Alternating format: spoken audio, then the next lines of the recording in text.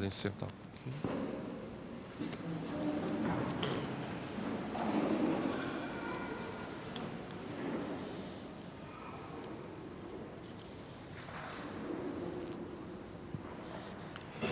Nós terminamos ontem o tempo pascal.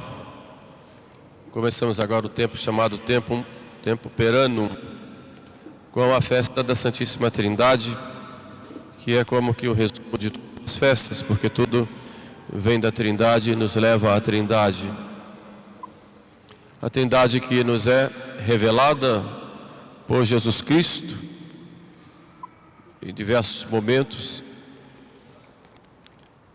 Ele vai falar do Pai, e toda a sua missão é para revelar o Pai, e nos mostra sempre que Ele e o Pai, Ele tem essa missão dada pelo Pai, e nos revela o Pai. Mas em determinado momento nos diz: eu e o Pai somos um, quem me vê, vê o Pai. Fala também de uma terceira pessoa, que é o Santíssimo, que é o Espírito Santo, o Espírito de verdade, o Paráclito, o Consolador, que eu vos enviarei do Pai, vos ensinará todas as coisas. E por fim,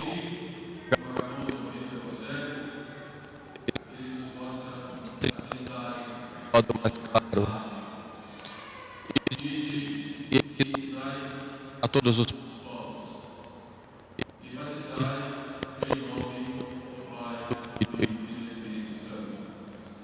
em nome que é o só, Pai, Filho e Espírito Santo, que são três pessoas distintas. Uma não é a outra, mas as três pessoas são um só Deus. Esse é o principal mistério da nossa fé e que nos distingue como cristãos de outras religiões. O nosso Deus é um Deus e trino, na essência, trino nas pessoas. É um grande mistério, o mistério inefável de Deus, que nós cremos porque nos foi revelado, embora não entendamos. Se nós pudéssemos compreender este mistério, nós seríamos deuses. Nós só podemos entender aquilo que está abaixo da nossa inteligência, não o que está acima. E Deus, evidentemente, está acima de nós. Nós cremos por causa da autoridade. Mas quais são os nossos deveres para com Deus? Para com Deus, o principal, e daí provém os outros, é a religião, a virtude da religião. Religião é religar, que é essa ligação nossa com Deus. Essa é uma virtude que nos leva a irmos a Ele, irmos a seu encontro e procurarmos fazer a sua vontade. E que obrigações nos vêm, pois, desta contemplação da Santíssima Trindade e dessa virtude da religião? Primeiro, nosso primeiro dever para com Deus é de fé. E o que é a fé? A fé, classicamente se diz, é a inteligência, as verdades reveladas. São Paulo, ele fala de fé, dizendo que é substância esperandarum rerum, a substância das coisas que esperamos. Argumenta não na parede, argumenta as provas daquelas coisas que não se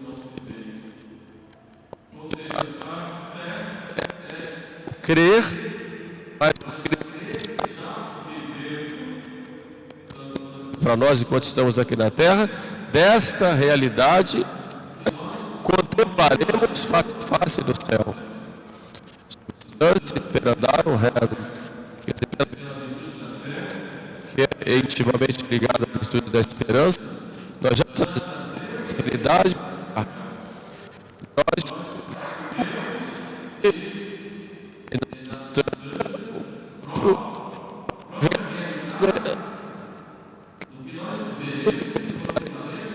da eternidade.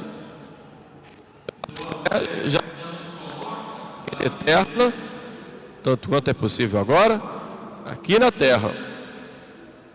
Já vivemos em Deus, já participamos da vida do próprio Deus pela graça, e já nos preparamos para a visão beatífica que nos será dada na outra vida. Isso é que é a fé. A fé entende-se também que é uma resposta nossa ao Deus que vem a nós e que se revela a nós. E a fé é a virtude teologal infusa, portanto a fé ela é dada pelo próprio Deus, mas que requer de nós uma resposta. Dever para Deus depois de ter fé. Sem fé é impossível agradar a Deus, nos diz São Paulo. E toda a nossa vida de santidade, ela pressupõe obrigatoriamente a fé. O justo vive da fé. É claro que esta fé, na verdade, a fé sem obras é morta, já diz o apóstolo. Porém, é preciso crer. Uma resposta que nós damos. Portanto, a resposta é: eu creio e procuro viver conforme a minha fé. Como diz Santo Agostinho, não vive como crê, vai terminar crendo como vive. Então não podemos ter de esquizofrenia espiritual. Cremos uma coisa, mas vivemos outra. A fé para nós não é um mundo de ilusões, ela é real. Não é um mundo que nós criamos fantasiosamente. Eu creio nessa verdade, naquela e naquela. Mas tudo isso que eu creio tem que ser vivenciado, tem que se buscar viver no dia a dia. Corro muito risco de viver uma vida de hipocrisia. Isso vai ser quase impossível no dia a dia, porque eu vou terminar crendo naquilo que vivo. Muitos fundadores de religiões, sobretudo os que saíram da Igreja Católica, saíram exatamente por isso. Fundaram religiões para colocar teoricamente aquilo que viviam na prática. Mudando de crer, porque para isso foi ainda é recorrente. Muitos manipulam, pois, a fé. E essa manipulação da fé é exatamente pegar aquilo, crer na realidade e mudar para que aquilo se adapte àquilo que a pessoa quer. Isso ocorre em muitos ambientes e fazem verdadeiras metodologias teológicas para colocar teoricamente aquilo que se quer viver.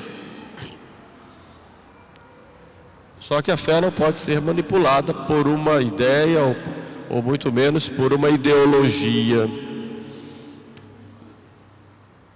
Nós devemos crer em Deus e crer também na palavra. Embora possamos chegar ao conhecimento de Deus pela razão, mas somos lentos. Mas diz por dessa nossa lentidão, dessa nossa limitação na própria razão, Deus então veio a nós. Foi conveniente que Ele se revelasse a nós. E Ele veio ao nosso encontro para estabelecer conosco comunhão. E vai se revelando primeiro na história, como diz a Epístola aos Hebreus, Deus se manifestou muitas vezes, de muitas maneiras, revelou-se aos nossos patriarcas, revelou-se depois aos profetas, revelou-se depois mandando o seu Filho. Então o crer é crer também na palavra de Deus revelada. Se Se eu digo que creio em Deus, não creio nessa palavra, eu não creio nele. Essa fé não existe. Porque a fé não é um sentimento. A fé, ela é essa adesão àquilo que Deus me revela.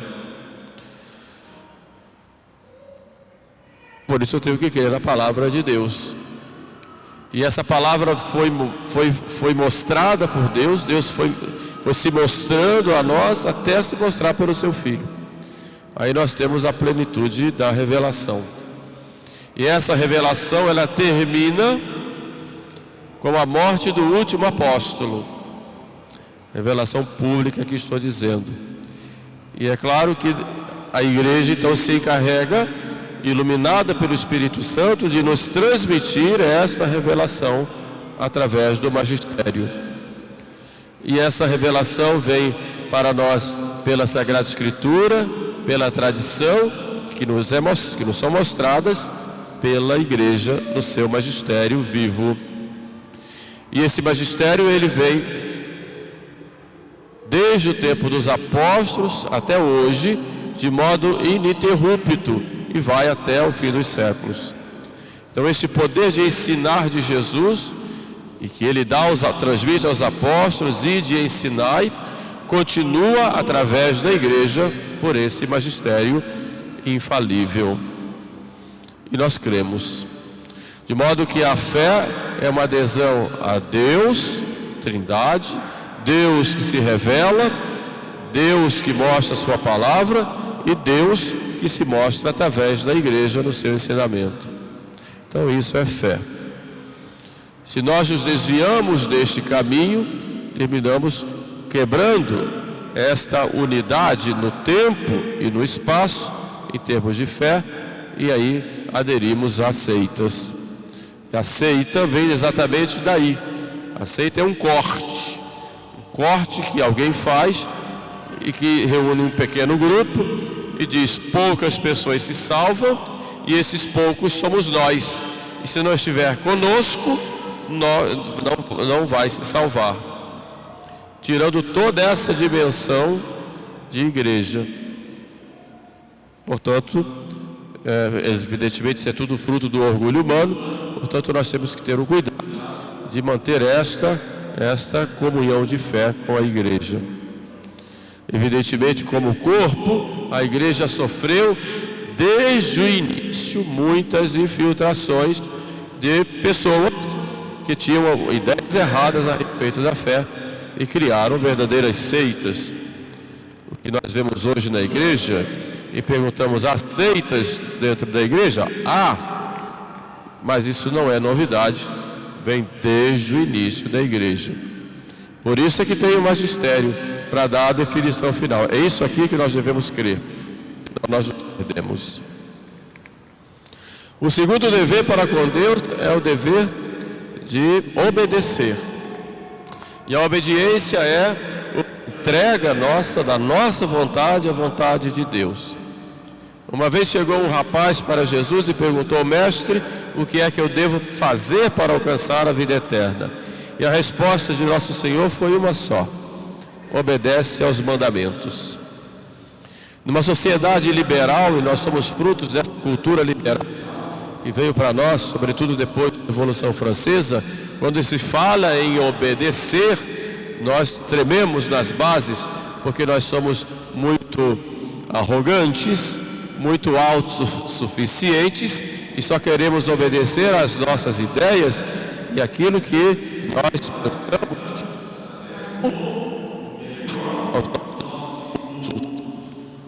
Mas temos que obedecer.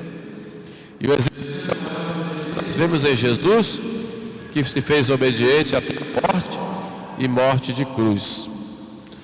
Sua exaltação, sua glória, falando do ponto de vista humano, é fruto dessa obediência.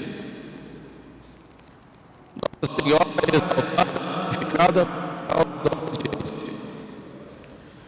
E a obediência é uma das virtudes mais difíceis, porque temos que entregar a vontade de Deus.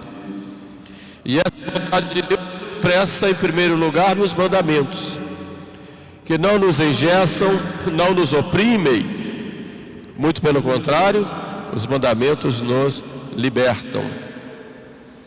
Há uma encíclica de Leão XIII, chamada Libertas, que fala da liberdade, e nessa encíclica ele coloca lá a função dos mandamentos. Os mandamentos são muros que nos protegem. Se nós não temos esses muros, nós vamos seguir aos nossos instintos, às nossas paixões, ou seremos plenamente dominados pelos outros. Nós temos que obedecer aos mandamentos. Os 10 mandamentos de Deus são como placas que não nos indicam, mas nos dizem: tem que ir por ali. Eu sou o dono dos mandamentos. Eu obedeço. Nos momentos que podemos cair, e caímos por causa das nossas fragilidades, por causa do nosso orgulho, mas temos que nos esforçar para obedecer. Ninguém vai obedecer sem a graça de Deus, é claro, pela graça. Mas a graça supõe a natureza e supõe também o nosso esforço, porque Deus nunca vai nos mandar algo acima das nossas forças. Mesmo as tentações que virão para desobedecermos aos mandamentos, elas nunca virão acima de nossas forças. Nós temos que ter a obediência. E essa obediência vai exigir o compromisso com Deus. Vivemos hoje uma sociedade em que quase não há compromissos com Deus. Fazemos compromissos com tantas pessoas, mas e com Deus? Quando eu vou me confessar, qual é o compromisso que eu estou fazendo ali com Deus? Estou indo me confessar para renovar essa minha aliança e pedir o perdão de Deus, e através da igreja meu pecado será apagado e eu começar uma nova vida? Ou estou indo ao confessionário apenas para anestesiar ou para acalmar a minha consciência psicologicamente? Ou porque eu vou comungar, então tenho que me confessar? Muito bem, se sai pecado, sim, tem que confessar, mas o que é a confissão para mim? É a renovação desse meu compromisso. E como é que eu vou viver esse meu compromisso? Porque pelo pecado eu fui infiel. O pecado é uma infidelidade para com Deus. Como eu vou, depois que Deus me perdoou, eu vou viver esse compromisso? Um dos grandes males nossos hoje como povo católico é a falta de compromisso com Deus. Falta de prioridade com Deus. Que compromisso eu tenho com Ele? Ele cumpre. Ele cumpre o que promete. E nós? Ou vamos àquela linha do com Deus eu dou um jeitinho? Posso fazer a vontade, com Deus eu vou lá e resolvo tudo? Não existe isso. Vou dar o jeitinho. Pior ainda, aqueles que vivem uma vida de mazelas, e quando vem a inspiração para se converter, eu vou deixar para o fim da vida. E se não der um jeito, você morrer em estado de pecado, com Deus eu dou um jeitinho. Deus é misericordioso, não vai mandar ninguém para o inferno, ninguém vai ser condenado, vai ficar todo mundo bem. E ainda há aqueles que inventam, mentem, dizendo primeiro para si mesmos, depois para os outros, que o inferno não existe, ou se existe,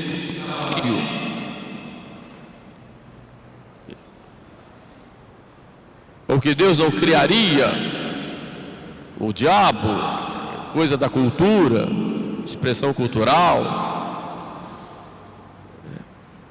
É preciso nós expurgarmos isso, porque são tudo desculpas para que nós vivamos nas mazelas e deixemos de ser verdadeiramente humanos, porque somos verdadeiramente homens, na medida em que nós nos assemelhamos a Jesus, o Filho do homem, como ele diz, sendo Deus.